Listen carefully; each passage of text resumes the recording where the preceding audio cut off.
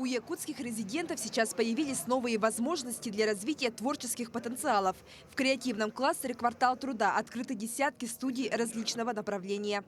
Мы сегодня открыли ворота для резидентов, теперь они могут заезжать, ремонтироваться и уже создавать свой контент. Идеология республики, да, вот если вот вся стратегия республики сжать до одного предложения, это богатые, счастливые люди.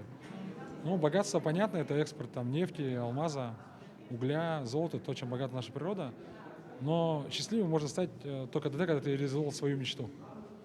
И вот мы про это, вот и IT-парк про это, и креативный кластер. Чтобы снять фильм, написать книгу, записать собственную песню, не надо ехать в другие города.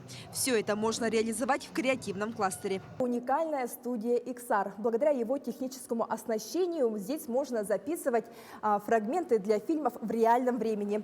Можно менять любые декорации и загружать любой фон. В итоге получится готовый продукт для фильмов и видеороликов. Это первая и пока единственная подобная студия в Якутии. Также в соседних комнатах разместились студии по цветокоррекции, анимации, дизайна и профессиональной звукозаписи. У нас очень много сейчас молодых талантов, которые нуждаются в том, чтобы их поддерживали.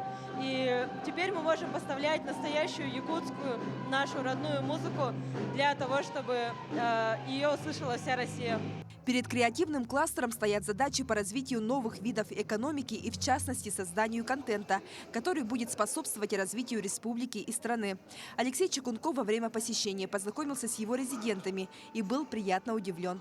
Огромного удивления от того, сколько много творческих, мирового уровня, креативных кадров, людей, бизнесов содержит в себе республика.